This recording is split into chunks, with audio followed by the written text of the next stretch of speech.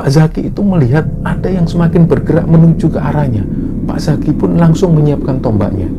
Dan ternyata begitu keluar dari semak-semak, Pak Zaki ini ngelihat ada satu orang bapak-bapak dan satu orang anak kecil. Tapi waktu itu Pak Zaki ini melihat betul sosok bapak dan anak ini tubuhnya sangat pendek sekali. Sangat pendek, nggak normal seperti ukuran manusia. Pak Zaki itu memperhatikan telapak kaki si orang ini dan si anak ini itu posisinya seperti terbalik. Kalau telapak kaki manusia pada umumnya itu posisinya ada di depan, tapi waktu itu diperhatikan betul oleh Pak Zaki, kaki orang ini posisinya ada di belakang, tapi jalan seperti biasa.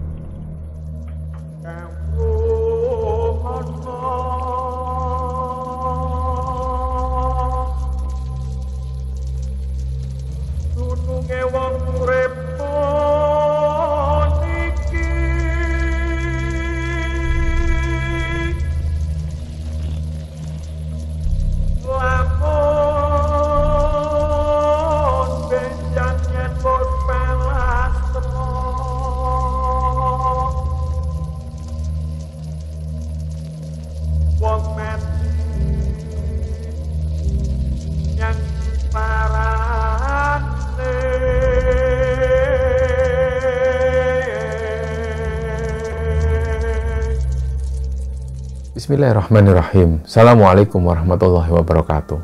Sobat Gembara Sunyi dimanapun berada, pada kesempatan kali ini kami akan bercerita tentang sebuah kisah yang dikirim oleh Ahmad yang menceritakan tentang pengalaman kakeknya yang pernah tinggal beberapa hari di desa Makhluk Bunian. Sebelum kita masuk ke ceritanya, untuk teman-teman yang nonton tayangan ini dan belum subscribe, jangan lupa untuk subscribe lebih dulu agar channel Gembara Sunyi ini lebih berkembang lagi dan kami lebih bersemangat lagi dalam membuat konten-konten terbaru di Gembara Sunyi. Dan untuk teman-teman yang telah mendukung kami sejauh ini, kami mengucapkan terima kasih banyak. Semoga amal kebaikan teman-teman dibalas kebaikan berlipat oleh Allah Subhanahu wa Ta'ala.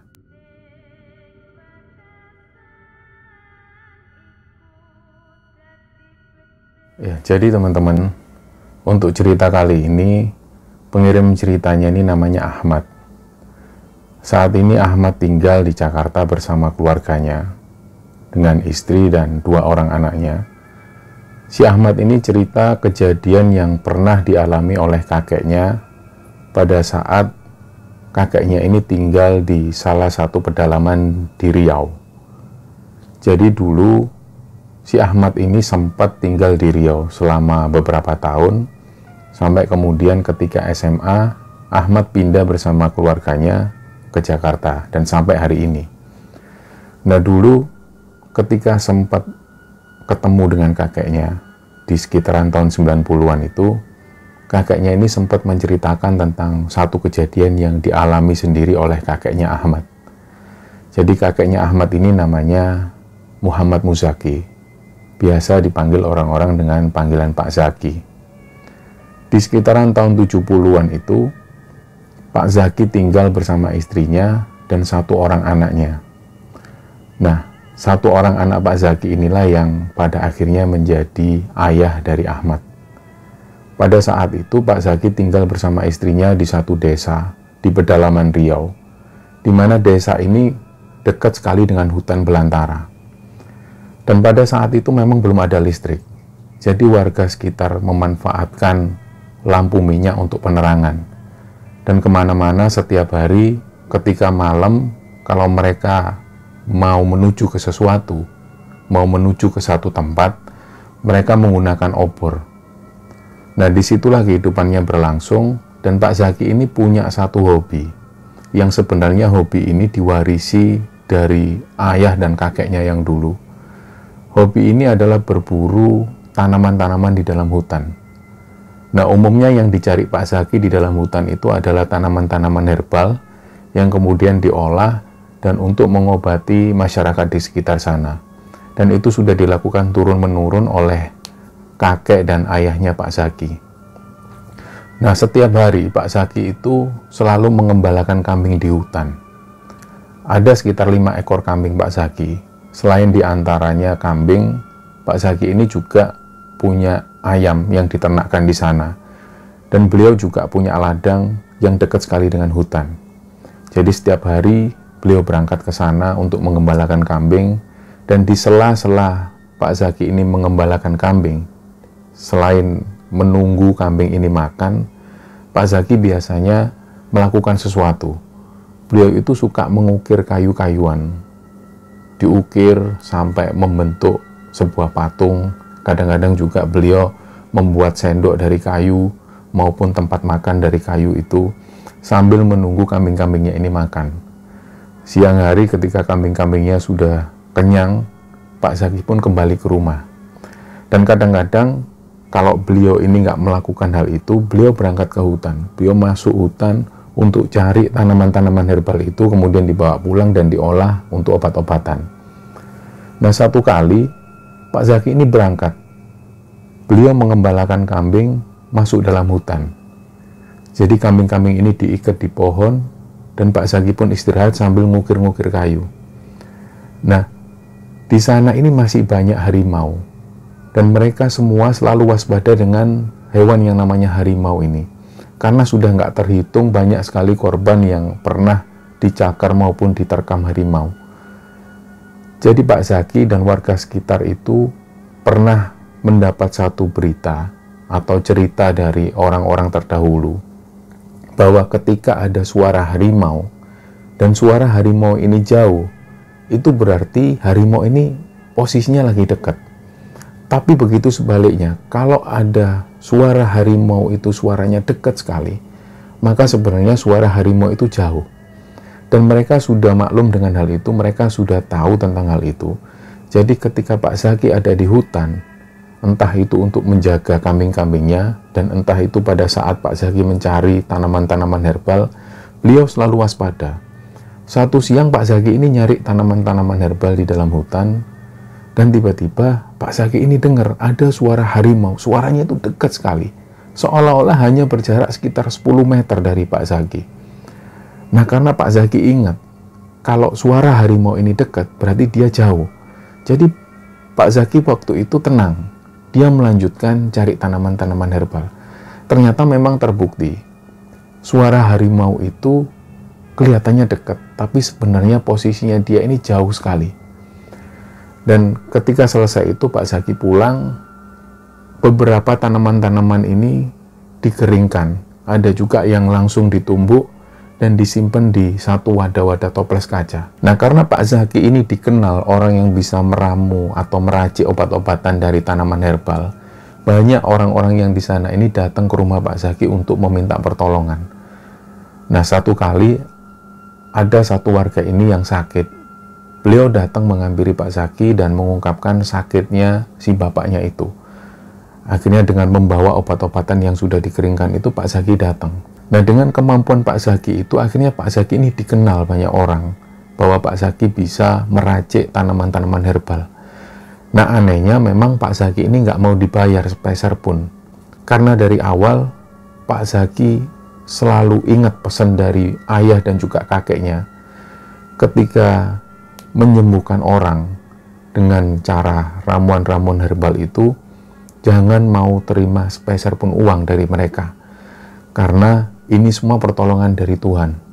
Kamu nggak boleh meminta sepeser pun, kecuali kalau mereka ini ngasih dengan cara yang berbeda. Tentunya bukan uang. Jadi beberapa warga akhirnya ngasih ke Pak Zaki itu, ada yang ngasih kopi, ada yang ngasih gula, ada juga yang ngasih gula merah yang sudah berbentuk batok, ada juga yang ngasih beras. Nah, dengan cara itulah Pak Zaki ini menghidupi keluarganya. Jadi Pak Zaki ini menjalani kehidupan sehari-hari secara biasa-biasa saja. Setiap siang, beliau berangkat ke hutan mengembalakan kambing dan selalu seperti itu. Nah, di daerah sana itu warga sekitar ini percaya bahwa di dalam hutan itu ada penghuninya. Dan penghuni ini dinamakan makhluk bunian. Mungkin ada teman-teman yang sudah tahu tentang makhluk bunian ini. Banyak dari mereka yang percaya bahwa makhluk bunian ini menunggu di sana selama ratusan tahun. Mereka tinggal di dalam hutan dan mempunyai kehidupan seperti manusia. Nah, umumnya masyarakat di sekitar daerah tinggalnya Pak Zaki waktu itu di daerah Riau, mereka percaya bahwa makhluk bunian ini adalah makhluk halus yang menunggu di hutan belantara itu. Dan umumnya beberapa kali ada warga yang sering disesatkan oleh makhluk bunian ini. Tapi ada juga yang warga ini ditolong juga oleh makhluk bunian. Jadi mereka percaya bahwa makhluk bunian ini mempunyai karakter yang hampir mirip dengan manusia. Mereka juga menikah, mereka juga bertransaksi jual beli di satu pasar, mereka juga punya iri dengki, mereka bisa saja menyesatkan manusia, tapi di satu sisi lain mereka juga bisa menolong. Dan warga yang ada di sana ini percaya tentang hal itu. Nah, satu kali ada kabar, di situ ada satu gadis yang namanya ini Maisyaro. Suatu kali Maisyaro ini hilang, belum pulang sampai 3 hari. Dan di hari ketiga, ketika warga semua ini mencari, si Maisyaro ini belum juga pulang. Dan warga semua yang ada di sana percaya bahwa Maisyaro diculik oleh makhluk bunian itu. Tapi ada juga sedikit orang yang percaya kalau Maisyaro ini bisa jadi dimakan oleh hewan buas, dan terutama harimau. Tapi mayoritas warga yang ada di sana percaya bahwa Maisyaro ini diculik oleh makhluk bunian dan disembunyikan di alamnya. Nah, di hari ketiga itu, Pak Zaki seperti biasa bersama orang-orang yang lain menuju ke rumah Maisyaro. Di sana sudah berkumpul banyak orang dan rapat warga ini dimulai. Mereka mulai membicarakan, ini gimana? Kita harus cari lagi Maisyaro di hari ketiga ini. Jadi ketika diberitakan Maisyaro itu hilang, di hari pertama semua warga sudah berbondong-bondong mencari si Maisyaro ini. Mereka masuk hutan dengan obor sampai nginep di dalam hutan. Dan itu dilakukan sampai 3 hari. Nah, di hari ketiga itu mereka putuskan untuk tetap mencari si Maisyaro ini. Mereka masuk hutan, terutama juga si Pak Zaki ini. Sampai di hari keempat dan kemudian ada tetua desa ini yang bilang diikhlaskan saja. Karena Maisyaro sudah diambil di alamnya. Ternyata benar di hari ke-7 si Maisyaro ini belum juga ditemukan dan gak ada jejak-jejak sama sekali. Di mana Maisyaro terakhir terlihat, di mana Maisyaro hilang, gak terlihat sama sekali. Dan pada saat itu di hari ke-7 orang tua dari Maisyaro akhirnya ikhlas dengan kepergian anaknya itu. Entah kemana anaknya, entah meninggal, entah pergi memang benar di alam gaib dan diculik oleh makhluk bunian, mereka sudah ikhlas. Jadi di hari ke-7 mereka gelar satu selamatan untuk mendoakan arwah si Maisyaro ini. Nah, hal itu pun berlalu. Gunjang-ganjing tentang makhluk bunian yang menculik satu warga desa yang bernama Maisyaro ini semakin menyebar. Dan hal itu terjadi sampai 1 bulan kemudian. Dan pada akhirnya, warga ini percaya bahwa Maisyaro memang hilang dan disembunyikan di alam gaib. Pada waktu itu memang Pak Zaki ini belum pernah melihat sekalipun sosok makhluk bunian ini. Jadi yang didengar oleh Pak Zaki dari ayahnya dan juga dari tetua-tetuanya, mereka semua pernah melihat makhluk bunian. Entah itu sekilas, entah itu melihat secara berhadapan-hadapan. Tapi Pak Zaki meyakini pada saat itu beliau belum pernah sama sekali melihat makhluk bunian. Jadi beliau hanya mendapat cerita. Nah, hal itu berlalu sampai berita si Maisyaro ini lama-lama hilang. Orang-orang sudah nggak lagi membicarakan tentang Maisyaro. Seperti biasa, Pak Zaki menuju ke hutan untuk mengembalakan kambingnya. Selain itu, beliau juga mencari tanaman-tanaman herbal. Nah, pada siang itu sekali lagi Pak Zaki ini dengar ada suara harimau. Tapi waktu itu suara harimaunya ini menjauh. Jadi seolah-olah suaranya itu jauh dari ujung bukit. Di situ awalnya Pak Zaki ini mengabaikan. Tapi karena beliau ingat, waduh ini kok suara harimau kok menjauh. Jangan-jangan dia sudah dekat sini. Jadi Pak Zaki langsung menghentikan aktivitasnya, dia diam. Yang ditakutkan Pak Zaki waktu itu karena kambing-kambingnya ini masih terikat di pohon dan masih ada di lingkungan hutan itu. Nah, dari situ Pak Zaki ini sudah ikhlas. Ya sudahlah, kalau memang salah satu kambingku ini dimakan harimau, ya sudah, aku ikhlas. Yang penting aku selamat dan bisa kembali pulang. Ditunggu hampir sekitar 5 menit, ternyata nggak ada gerak-gerik harimau itu. Akhirnya Pak Zaki pun langsung memutuskan kembali. Nah, begitu kembali, dilihat kambing-kambingnya masih lengkap. Langsunglah ikatan-ikatan itu dilepas dan Pak Zaki memutuskan pulang. Keesokan harinya, Pak Zaki kembali lagi seperti biasa. Beliau ikat lagi kambing-kambingnya dan membiarkan kambing-kambing itu makan. Nah, karena Pak Zaki nggak lagi mencari tanaman herbal, karena stok tanaman ini masih ada, jadi Pak Zaki cuma berdiam diri di situ. Dia sandarkan badannya di pohon sambil mengukir kayu. Beliau bikin ukir-ukiran sambil menunggu kambing-kambingnya ini makan. Nah, nggak seberapa lama, tiba-tiba Pak Zaki ini dengar ada suara harimau. Suara harimau ini menjauh. Disitulah Pak Zaki mulai panik. Dia ngelihat ke arah hutan. Di antara semak-semak yang belukar itu diperhatikan jelas oleh Pak Zaki. Semak-semak ini seperti bergerak. Jadi kayak seolah-olah ada yang mau lewat. Jadi Pak Zaki pun berhenti. Dia menghentikan aktivitasnya yang tadinya beliau itu mengukir kayu. Waktu itu Pak Zaki ini sempat tegang. Jadi dia diam sebentar dan diperhatikan terus semak-semak ini. Semak-semak ini kelihatan gerak. Ditunggu. Dan Pak Zaki mulai meletakkan peralatannya itu, diambillah tombaknya. Jadi seperti biasa ketika pergi ke hutan, Pak Zaki ini selalu membawa senjata tajam dan 1 tombak. Hal ini untuk mengantisipasi adanya hewan-hewan buas dan terutama harimau ini. Dan ketika suara semak-semak ini semakin terdengar keras, Pak Zaki itu melihat ada yang semakin bergerak menuju ke arahnya. Pak Zaki pun langsung menyiapkan tombaknya. Dan ternyata begitu keluar dari semak-semak, Pak Zaki ini ngelihat ada 1 orang bapak-bapak dan 1 orang anak kecil. Tapi waktu itu Pak Zaki ini melihat betul, sosok bapak dan anak ini tubuhnya sangat pendek sekali. Sangat pendek, nggak normal seperti ukuran manusia. Jadi karena Pak Zaki melihat ini adalah manusia, Pak Zaki pun meletakkan tombaknya. Di satu sisi, beliau merasa lega. Tapi di sisi yang lain, Pak Zaki juga merasa heran. Ini warga dari mana? Kok perawakannya seperti ini? Waktu itu Pak Zaki ini tingginya sekitar 1,5 meter, 1,5 meter. Tapi orang ini seukuran dadanya Pak Zaki. Jadi terlihat pendek sekali. Dan ketika orang ini mendekat dan menghadap ke arah Pak Zaki, si orang ini bilang ke Pak Zaki, "Pak, saya mau minta tolong. Bapak kami sudah 3 hari sakit di rumah. Seperti yang kami tahu bahwa Bapak ini bisa menyembuhkan orang dengan obat-obatan herbalnya Bapak. Kami minta tolong. Bapak kami ini sudah terbaring hampir 2 hari lebih. Minta tolong Bapak ke sana untuk lihat kondisi Bapak saya." Nah, ketika orang ini ngomong seperti itu, Pak Zaki ini masih tercengang. Karena yang menurut Pak Zaki aneh, ini orang kok pendek sekali. Dan beliau belum pernah melihat sama sekali orang yang seperti ini. Jadi ketika orang ini ngomong, Pak Zaki cuma diam. Barulah beberapa detik kemudian Pak Zaki baru bisa menjawab. "Oh iya, rumahnya di mana?" "Rumah kami nggak jauh dari sini, Pak. Masuk ke dalam hutan, nggak sampai 2 kilo dari sini." "Oh ya sudah, antarkan saya ke sana. Tapi saya nggak bisa lama-lama, karena kambing-kambing saya ini masih di sini." "Oh iya Pak, nggak akan lama kok Pak."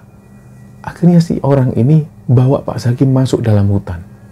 Awalnya begitu mereka masuk dalam hutan, Pak Zaki masih tahu tentang lokasi itu. Pak Zaki tahu karena sering Pak Zaki ini nyari tanaman-tanaman herbal di sekitar sana. Tapi ternyata orang ini semakin membawa Pak Zaki masuk ke dalam hutan. Dan hutan ini semakin tertutup rapat, sampai-sampai matahari itu nggak bisa menembus. Dan pada akhirnya, mereka itu melewati sungai, mereka nyebrang sungai. Dari situlah Pak Zaki bergumam dalam hatinya. Perasaan aku ini nggak pernah sampai sejauh ini, karena ini sudah perbatasan. Jadi Pak Zaki sendiri waktu itu menyadari, beliau sendiri nggak pernah sampai sejauh itu. Jadi dari situlah Pak Zaki sudah nggak tahu tentang hutan itu. yang awalnya beliau masih tahu karena masih sering cari tanaman-tanaman herbal di sekitar sana. Tapi ketika sudah menyeberang sungai, Pak Zaki sudah nggak tahu menau lagi tentang hutan itu. Nah, begitu menyeberang sungai, mereka pun masih jalan. Jadi karena Pak Zaki ini posisinya ada di belakang, Pak Zaki itu perhatikan betul orang ini dan satu anak kecil di situ. Tubuhnya itu pendek sekali. Dan semakin diperhatikan, Pak Zaki itu memperhatikan telapak kaki si orang ini dan si anak ini. Itu posisinya seperti terbalik. Kalau telapak kaki manusia pada umumnya, itu posisinya ada di depan. Tapi waktu itu diperhatikan betul oleh Pak Zaki, kaki orang ini posisinya ada di belakang, tapi jalan seperti biasa. Nah, itulah yang diperhatikan terus oleh Pak Zaki. Ini manusia atau bukan? Tapi kok perawakannya persis seperti manusia, hanya ukurannya pendek. Dan yang membuat aneh ukuran kakinya itu, bentuk kaki yang nggak sempurna yang menghadap ke belakang. Jadi sambil jalan, Pak Zaki itu terus memperhatikan langkah kaki si orang ini. Nggak lama setelah itu barulah Pak Zaki ini masuk di satu hutan. Di situ ada sekitar 5 rumah yang terbuat dari kayu. Nah, rumah bangunan ini seperti bangunan orang Melayu tempo dulu. Ada sekitar rumah dan nggak banyak. Dan di depan-depan rumah itu ada beberapa orang yang beraktivitas seperti biasa. Tapi pada saat itu Pak Zaki ini nggak melihat satupun perempuan di sana. Nah, akhirnya Pak Zaki dibawa ke satu rumah. Beliau naik ke rumah panggung itu, dan ternyata di dalam itu ada satu bapak-bapak yang sudah terbaring di atas tempat tidur. Tempat tidur ini juga terbuat dari kayu. Nah, yang membuat Pak Zaki itu merasa aneh lagi, si orang yang terbaring ini wajahnya itu sudah tua, sekitar 60 tahunan.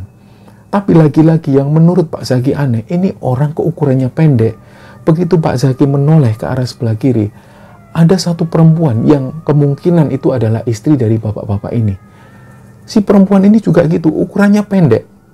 Nah, karena Pak Zaki ini sudah nggak terlalu banyak tanya, didekatilah si bapak-bapak ini. Ditanyakan ke anaknya, "Bapak sakit kayak gini ini awalnya seperti apa?" Nah, si anaknya jawab, "Nggak tahu Pak, tiba-tiba seperti ini, Bapak sudah nggak bisa bangun lagi." Diceklah, disentuh badannya itu tetap dingin, nggak ada panas sama sekali. Diperhatikan di bawah matanya itu hitam. Jadi Pak Zaki sendiri juga nggak bisa mendiagnosa. Biasanya ketika Pak Zaki dimintain tolong oleh orang-orang yang ada di warga desa, Pak Zaki secara cepat bisa langsung mendiagnosa penyakit dari orang tersebut. Tapi pada saat itu karena tubuh orang ini ketika disentuh oleh Pak Zaki, badannya itu sama sekali nggak panas, tapi lebih mengarah ke dingin. Begitu disentuh sekali lagi oleh Pak Zaki, tubuhnya dingin, persis seperti mayat. Nah, dipastikan lagi oleh Pak Zaki, disentuhlah di bagian dadanya. Ternyata dirasakan oleh Pak Zaki nggak ada denyut jantungnya sama sekali. Disitulah Pak Zaki langsung menarik tangannya.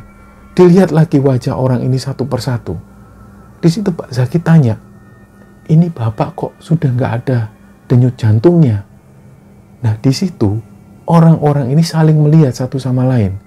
Kayak seolah-olah ketika Pak Zaki ngomong seperti itu, orang-orang ini agak merasa aneh. Jadi waktu itu mereka nggak menjawab sama sekali. Pak Zaki menjelaskan sekali lagi, "Ini Bapak sudah nggak ada detak jantungnya." Dan pada saat Pak Zaki ngomong seperti itu, bapaknya batuk. "Terima kasih Pak, sudah datang ke sini." Pak Zaki langsung kaget. Loh, ini ternyata masih hidup. Tapi kenapa kok nggak ada detak jantungnya sama sekali? Dan waktu itulah yang membuat Pak Zaki ini bingung, heran, dan campur aduk. Dia belum mengerti situasi waktu itu. Dia benar-benar heran dengan keadaan waktu itu. Jadi Pak Zaki langsung bilang, "Ya sudah Pak, Bapak ini keluhannya apa? Yang dirasakan Bapak sekarang apa?" Si bapak-bapak ini bilang, "Saya dari kemarin kaki saya merasakan berat sekali. Dan bagian tenggorokan saya itu kayak seolah-olah ada yang nyangkut. Nggak tahu itu apa." Nah, akhirnya Pak Zaki berpikiran, oh mungkin ini seperti batuk biasa. Dan mungkin kakinya itu perlu diberi ramuan-ramuan herbal dengan daun yang ditumbuk. Akhirnya Pak Zaki bilang ke anaknya ini, "Antarkan saya masuk hutan. Saya mau cari akar-akaran dan juga daun-daunan untuk Bapak." "Ya sudah Pak, mari saya antar." Diantarlah Pak Zaki. Mereka masuk hutan lagi. Dan begitu Pak Zaki diantar masuk hutan, Pak Zaki itu merasa ini kok hutan kok belum pernah disinggahi sebelumnya. Tapi di antara tanaman-tanaman atau tumbuhan-tumbuhan yang ada di sana, ini sama persis seperti yang ada di hutannya Pak Zaki. Jadi Pak Zaki nggak ada kerepotan sama sekali. Diambillah daun-daun itu, dipetik satu persatu, dan ada akar-akaran yang dipetik. Nah, ada satu kejadian pada waktu itu, ada satu tanaman yang terbilang ukurannya lumayan besar. Karena Pak Zaki nggak bawa peralatan, beliau itu kesusahan untuk ngambil akar-akaran ini. Dan pada waktu itu si anak dari bapak yang sakit itu, yang tubuhnya berukuran pendek, ini datang bantu Pak Zaki. Ketika waktu itu Pak Zaki menarik dengan dua tangannya, dengan berat sekali, Pak Zaki nggak bisa. Tapi si orang ini dengan satu tangan menarik dengan mudah sekali. Pak Zaki ini sampai heran. Orang ini kecil, badannya lebih kecil dari aku, lebih pendek dari aku, tapi tenaganya luar biasa. Jadi dia cuma narik pohon itu yang ukurannya lumayan besar dengan hanya satu tangan, dan ketika ditarik pohon ini terlepas sampai ke akar-akarnya. Pak Zaki ini sempat heran, padahal biasanya ketika Pak Zaki harus menarik pohon seperti itu, beliau harus menggunakan alat, dan pada waktu itu beliau sempat menggunakan dua tangannya, nggak bisa. Tapi si orang ini yang ukuran tubuhnya lebih pendek dari Pak Zaki ternyata bisa dengan mudah hanya dengan satu tangan. Nah, setelah semua diperoleh, dibawalah kembali. Ketika sampai di rumah, mulailah ditumbuk oleh Pak Zaki, dan daun-daun yang sudah ditumbuk tadi ini ditempelkan di kaki orang tersebut. Dan minuman-minuman herbal, akar-akaran yang sudah direbus tadi diminumkan ke satu orang ini. Gak lama setelah itu Pak Zaki pun pamit pulang. Urusan saya sudah selesai, saya mau pamit pulang dulu, karena kambing-kambing saya masih saya ikat di sana. Ternyata yang mengejutkan Pak Zaki waktu itu tidak boleh pulang. Dengan alasan yang sangat halus sekali. Si orang-orang ini yang ada di sana bilang, "Pak, hari sudah mau gelap. Kalau Bapak pulang jam segini, khawatir banyak binatang buas di sana. Kami yang warga sini aja nggak berani ke hutan kalau sudah jam segini. Lebih baik Bapak nginep di sini dulu semalam. Sudahlah, jangan khawatirkan kambing-kambing Bapak. Kami yakin kambing-kambing Bapak tetap selamat." Nah, karena rayuan dari orang-orang ini, akhirnya Pak Zaki pun menerima. Ah, ya sudahlah. Toh juga kambing-kambingku pernah tertinggal 1 hari di hutan, keesokan harinya juga nggak apa-apa. Jadi Pak Zaki berpikir yang simpel. Akhirnya Pak Zaki pun nginep di sana. Beliau tidur di tikar yang terbuat dari anyaman-anyaman daun pandan. Dan keesokan harinya, beliau bangun. Dan dilihat ternyata bapak-bapak yang kemarin itu sakit, beliau sudah bisa duduk dan sudah bisa ngobrol dengan istrinya. Jadi Pak Zaki pun langsung menghampiri si bapak-bapak ini. Beliau tanya Pak Zaki ini, "Gimana Pak keadaannya?" Si orang ini kaget karena melihat Pak Zaki. Jadi si bapak-bapak ini, dia bilang ke Pak Zaki, "Wah, saya senang sekali. Akhirnya saya bisa ngomong dengan lancar dan kaki saya sudah nggak lagi terasa sakit. Ini kaki saya sudah bisa digerakkan." Nah, Pak Zaki itu melihat kaki si orang ini persis seperti yang dilihat Pak Zaki awal pertama kali. Seperti orang-orang yang lain, kakinya itu nggak menghadap ke depan, tapi menghadap ke belakang. Dan penampakannya itu aneh sekali. Ada bulu-bulu halus yang tumbuh di kaki-kakinya itu. Tapi karena Pak Zaki itu mencoba menghargai, dia nggak mau menyinggung perasaan dari orang ini. Jadi Pak Zaki diam. Dan waktu itu Pak Zaki mengucapkan, "Kalau begitu, ini ramuan-ramuannya diminum lagi aja. Saya buatkan lagi, setelah itu saya pamit pulang." "Oh ya sudah, terima kasih Pak." Dan Pak Zaki pun langsung membuatkan ramuan-ramuan lagi, daun-daun yang tadi ditumbuk. Ditempelkan lagi ke kaki orang tersebut, dan akar-akaran yang sudah direbus tadi diminumkan ke orang tersebut. Setelah itulah Pak Zaki ini pulang. Nah, sebelum pulang, si bapak-bapak ini manggil anaknya untuk minta diambilkan sesuatu dari dalam kamar. Ketika si anak ini keluar, si anak ini bawa satu kain yang dibungkus, entah itu apa, diserahkan ke Pak Zaki. Begitu diterima Pak Zaki bertanya lagi, "Ini apa Pak?" Karena awalnya Pak Zaki mengira ini cuma sekedar beras atau mungkin beras ketan atau yang lainnya. Tapi ternyata si bapak ini menyebutkan, itu uang, upah untuk Bapak. Nah, Pak Zaki penasaran, dibuka ternyata isinya uang. Dan uang ini uang logam semua, yang Pak Zaki nggak pernah melihat uang ini sebelumnya. Nah, sempat Pak Zaki ini kepikiran, ini bukannya uang-uang kuno yang sudah lama sekali nggak beredar. Nah, karena Pak Zaki seperti biasa, dia nggak mau menerima upah uang. Pak Zaki pun menyerahkan kembali. Mohon maaf Bapak, saya tidak layak untuk menerima ini. Saya sudah dapat pesan dari ayah saya dan juga leluhur-leluhur saya bahwa saya nggak mencari uang dari ini. Saya memang niat membantu sesama saya. Nah, si bapak-bapak ini menjelaskan sekali lagi, jangan, tolong diterima ini. Beda, mungkin kamu nggak menerima uang-uang itu di bangsamu, tapi dari kami, terimalah uang-uang ini sebagai kenang-kenangan dari kami. Nah, Pak Zaki ini sempat berpikir, ini kan uang sudah lama, uang kuno.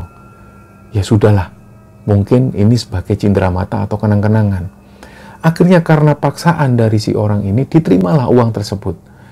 Pak, ini saya terima sebagai cenderamata dari Bapak. Anggap saja ini sebagai bentuk tali persaudaraan dengan Bapak dan juga orang-orang yang ada di sini. Nah, si Bapak ini cuma tersenyum.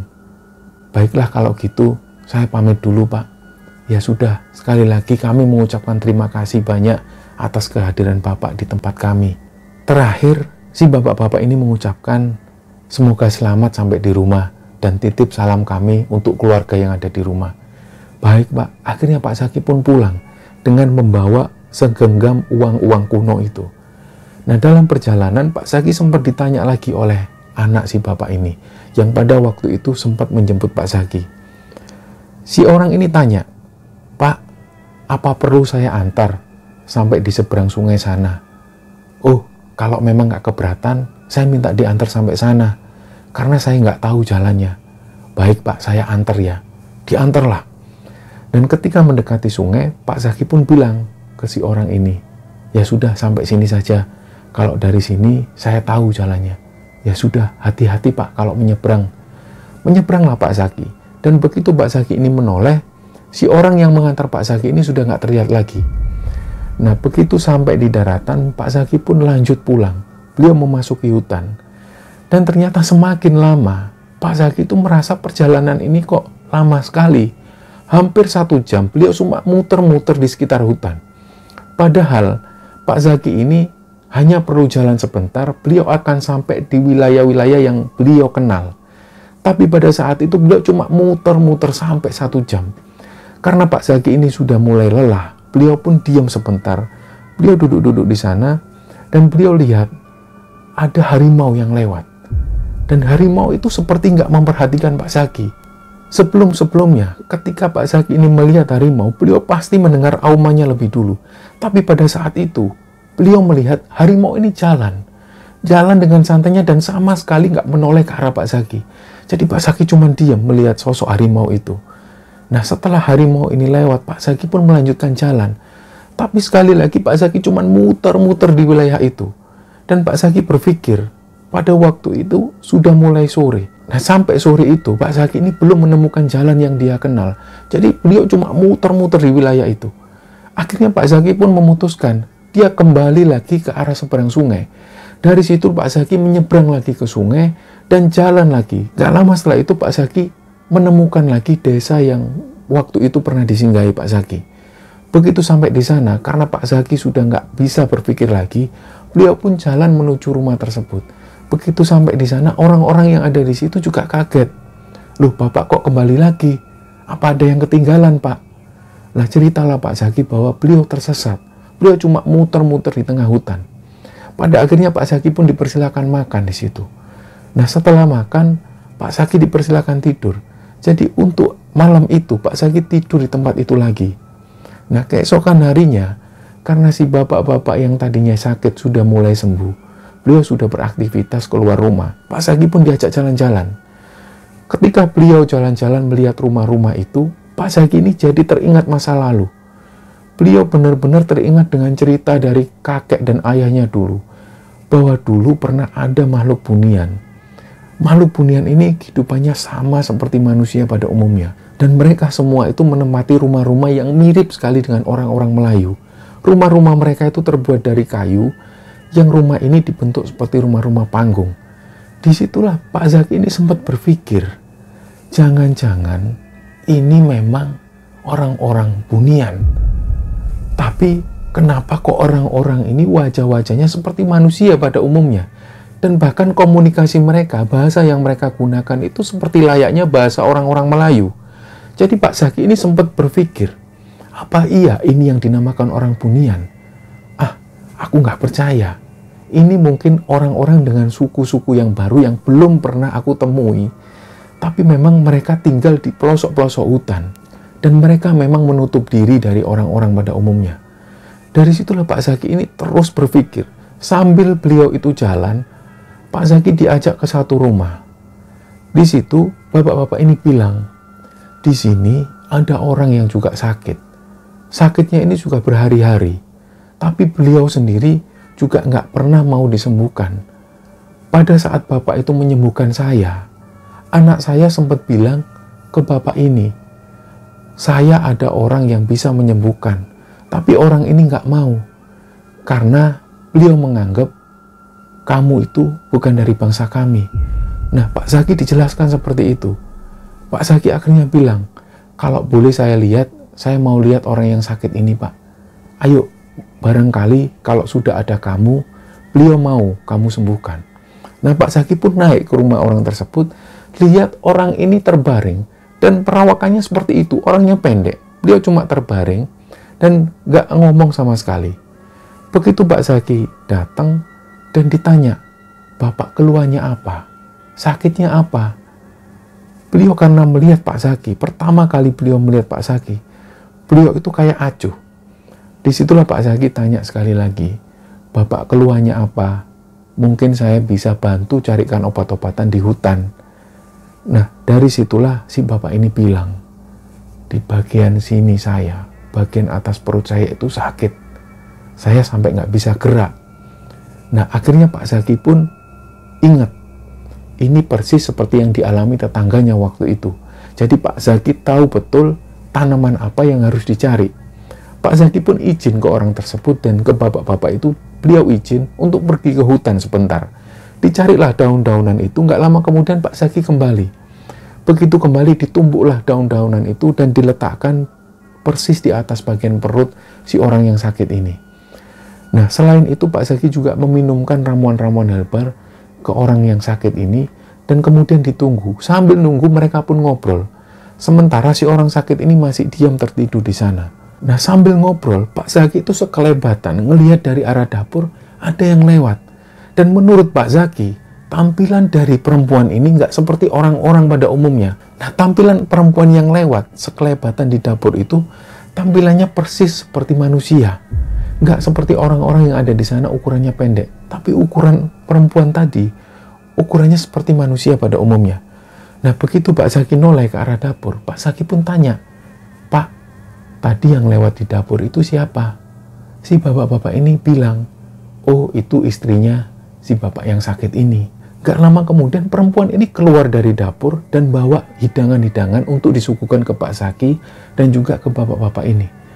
Begitu si perempuan ini keluar dari dapur, Pak Zaki itu kaget, benar-benar kaget. Perempuan ini manusia, dan ukurannya nggak pendek seperti orang-orang yang ada di sana.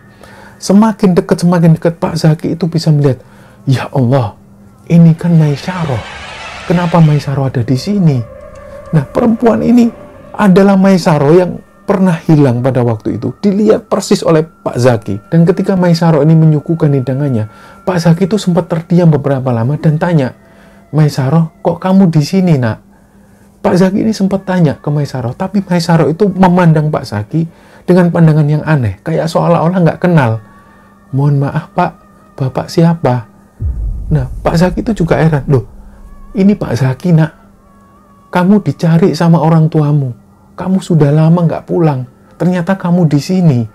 Lah Maisaroh sekali lagi dengan pandangan yang aneh. Maisaroh itu langsung mundur pelan, kayak takut dengan Pak Zaki.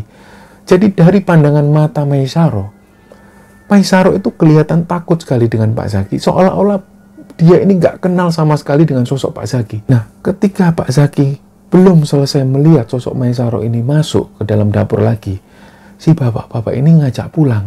Pak, ayo kita pulang. Saya sudah ditunggu istri saya. Nah, padahal suguhan ini belum dimakan sama sekali oleh Pak Zaki dan minuman itu belum diminum sedikit pun. Tapi bapak-bapak ini ngajak pulang. Begitu Pak Zaki keluar dari rumah itu, Pak Zaki ini juga mulai merasa curiga. Kenapa kok bapak-bapak ini ngajak keluar ketika Pak Zaki tahu bahwa itu adalah sosok Maisaro? Nah, dari situlah Pak Zaki kembali ke rumah si bapak-bapak itu dan Pak Zaki kembali pamit pulang. Nah, begitu Pak Zaki kembali pulang, Pak Zaki minta diantar lagi sampai di seberang sungai. Begitu sampai di seberang sungai, Pak Zaki minta tolong lagi, tolong antarkan saya ke tempat di kambing-kambing saya ikat. Tolong antarkan saya sampai di sana. Nah, diantarkanlah Pak Zaki. Ternyata begitu sampai di sana, kambing-kambing ini sudah nggak ada lagi. Nah, disitulah Pak Zaki mulai curiga. Ini kambing-kambing kemana? Jangan-jangan dimakan harimau. Tapi kalau dimakan harimau kok nggak tersisa satupun. Kok tali-tali ini juga nggak terikat lagi di pohon. Nah, Pak Zaki melihat pemandangan itu juga heran. Akhirnya Pak Zaki ini pun pulang. Ketika sampai di rumah, istrinya itu kaget. Jadi istri Pak Zaki itu selesai masak dan bawa piring. Begitu bawa keluar, ngelihat sosok Pak Zaki pulang, istrinya itu kaget. Sampai-sampai piringnya itu pecah, langsung dipeluklah Pak Zaki itu. Pak Zaki juga kaget. Loh, kenapa kok nangis? Ada apa? Kenapa kok kalian nangis? Termasuk si anak Pak Zaki. Anaknya Pak Zaki ini juga meluk, Bapak dari mana? Bapak dari mana? Kok lama Bapak ndak pulang? Lah, Pak Zaki ini juga heran, kalian ini kenapa? Nah, barulah di sana ini cerita, istrinya itu cerita, bahwa pada saat Pak Zaki ini masuk ke dalam hutan, Pak Zaki sampai sore hari belum pulang. Istrinya mulai panik. Istrinya pun mengabarkan ke orang-orang, karena beliau trauma dengan kejadian-kejadian yang pernah menimpa warga desa, termasuk yang baru-baru itu dialami oleh si Maisaro yang nggak juga pulang. Jadi istri Pak Zaki waktu itu mengabarkan ke semua orang warga desa bahwa Pak Zaki sore itu belum juga pulang. Akhirnya malam itu juga warga desa berbondong-bondong, terutama bapak-bapak tetua desa dan juga anak-anak muda yang laki-laki ini keluar semua bawa obor. Mereka berbondong-bondong menuju ke hutan. Bahkan diceritakan oleh anak Pak Zaki waktu itu, hutan yang begitu gelap sekali. Malam itu terlihat sangat gemerlap, dengan banyaknya orang-orang yang bawa obor masuk ke dalam hutan. Yang tua-tua itu manggil nama Pak Zaki. Zaki, Zaki, kamu kemana Zaki? Zaki. Dan yang lain itu manggil Pak Zaki, Pak Zaki. Sampailah mereka di tempat di mana Pak Zaki itu mengikat kambing-kambingnya. Di situ warga desa agak lega karena menemukan kambing-kambing dari Pak Zaki. Dilepaskan tali ikatan itu dan dicari lagi. Zaki, Zaki, diteriakkan seperti itu. Nah, karena sampai hari itu mereka belum menemukan sosok Pak Zaki, mereka pun bermalam di tengah hutan. Nah, singkat cerita sampai 3 hari 3 malam mereka ada di dalam hutan, mereka belum juga menemukan Pak Zaki di mana. Nah, kejadian itu sampai 7 hari kemudian, karena warga desa nggak mau kejadian yang sama terulang dengan Pak Zaki. Jadi warga memutuskan untuk terus mencari Pak Zaki. Mereka nggak mau kejadian yang dialami oleh Maisaro itu dialami juga oleh Pak Zaki. Jadi warga di hari ke-7 itu masih tetap mencari Pak Zaki. Mereka terus mencari ke dalam hutan bahkan sampai di seberang sungai. Sampai hari itu akhirnya istri Pak Zaki ini bilang, sudah, hentikan cari suamiku. Aku sudah ikhlas. Karena ternyata malam itu, di malam ke-7, istri dari Pak Zaki ini bermimpi. Malam itu Pak Zaki ini ada di tengah-tengah orang. Dan pada saat itu istrinya yakin Pak Zaki ini ada di tengah orang-orang bunian. Di situ Pak Zaki ini dikelilingi oleh orang-orang dengan ukuran yang pendek. Dan Pak Zaki itu seperti orang linglung dalam mimpi istrinya itu. Di hari ke-7 persis, istri Pak Zaki itu bilang ke warga desa bahwa beliau sudah ikhlas dengan hilangnya Pak Zaki. Nah, di hari ke-7 akhirnya warga nggak lagi mencari keberadaan Pak Zaki. Hal itu berlalu sampai 1 bulan, sampai 2 bulan, dan sampai 3 bulan. Sampai-sampai warga ini nggak lagi membicarakan sosok Pak Zaki. Nah, selama 3 bulan itu warga desa ini sempat kehilangan Pak Zaki. Karena dalam jangka waktu 3 bulan itu, ada beberapa warga yang sakit dan nggak bisa mencari Pak Zaki. Karena biasanya ketika ada orang sakit, mereka selalu mencari Pak Zaki. Karena pada waktu itu Pak Zaki belum juga pulang ke rumah, warga itu merasa kehilangan. Jadi mereka terus menyebut-nyebut nama Pak Zaki. Sampai di bulan ketiga, pada akhirnya tiba-tiba Pak Zaki ini pulang dengan sendirinya di rumah. Dari situlah istri Pak Zaki ini shock. Di satu sisi istri Pak Zaki ini juga senang. Di satu sisi lain, istri Pak Zaki ini juga heran dengan kehadiran Pak Zaki. Nah, ketika istrinya Pak Zaki ini mendapat cerita dari Pak Zaki tentang apa yang dialami Pak Zaki di sana. Jadi Pak Zaki itu menceritakan pertama kali ketemu dengan satu orang ini dan dijemput menuju ke satu desa. Di situ Pak Zaki cerita semua, sampai-sampai dengan ciri-ciri dari orang tersebut, dengan perawakan yang pendek dan kaki yang terbalik, diceritakan semua. Keesokan harinya, berita tentang Pak Zaki sudah diculik oleh makhluk bunian menyebar. Dan akhirnya orang-orang ini berkumpul di satu tempat. Pak Zaki disuruh cerita lagi. Nah, disitulah untuk kedua kalinya Pak Zaki cerita ke warga desa tentang pengalamannya ketika ada di desa tersebut. Dan sampai pada satu titik Pak Zaki cerita bahwa pada satu hari Pak Zaki melihat sosok Maisaro. Disitulah kedua orang tua Maisaro itu nangis karena kayak seolah-olah nggak percaya dengan cerita Pak Zaki. Dan Pak Zaki cerita juga bahwa Maisaro pada waktu itu seolah-olah nggak mengenal Pak Zaki. Disitulah Pak Zaki ini sempat meminta maaf kepada kedua orang tua Maisaro karena Pak Zaki nggak sempat membawa pulang Maisaro. Karena Pak Zaki merasa Maisaro ini kayak orang yang nggak kenal dengan Pak Zaki. Dan seolah-olah dia ini sudah nyaman tinggal di sana. Nah, dari cerita itulah warga desa ini semakin yakin bahwa makhluk bunian itu memang ada dan mereka itu menghuni di hutan tersebut. Nah, setelah mendapat cerita dari Pak Zaki, terutama tentang keberadaan Maisaro yang ada di desa itu, warga desa ini memutuskan lagi untuk mencari sosok Maisaro. Jadi Pak Zaki waktu itu mendampingi mereka. Beliau masuk hutan, ada sekitar 30 orang lebih yang masuk hutan. Ketika ada di bibir sungai, mereka pun mulai menyeberang. Pak Zaki menunjukkan jalannya. Jadi karena Pak Zaki berulang kali menuju ke desa itu, ditunjukkan oleh Pak Zaki jalannya. Pak Zaki yakin bahwa tempat yang ditunjuk oleh Pak Zaki adalah tempat beradanya desa dari makhluk bunian itu. Tapi ketika bersama 30 orang itu, mereka nggak menemukan apa-apa kecuali hutan yang lebat dengan pohon-pohon yang tinggi. Nah, hal itu pun diulang lagi. Beberapa hari kemudian mereka masih penasaran. Dan si orang tua dari Maisaro ini juga penasaran. Mereka pun kembali lagi ke hutan. Mereka mencari lagi keberadaan Maisaro. Dan tempat yang dituju adalah tempat yang ditunjuk oleh Pak Zaki. Tapi lagi-lagi mereka hanya menemukan hutan yang benar-benar tertutup rapat. Dan pohon-pohon yang tinggi. Mereka nggak menemukan desa makhluk bunian itu. Nah, sampai cerita itu pun akhirnya berlalu. Dan Maisaro akhirnya nggak ditemukan lagi. Nah, cerita inilah yang diceritakan kepada Ahmad. Ahmad mendapat cerita ini dari kakeknya sendiri. Dan pada saat kejadian, ayahnya Ahmad ini cerita pada saat itu ayahnya Ahmad usianya sekitar 15 atau 16 tahun.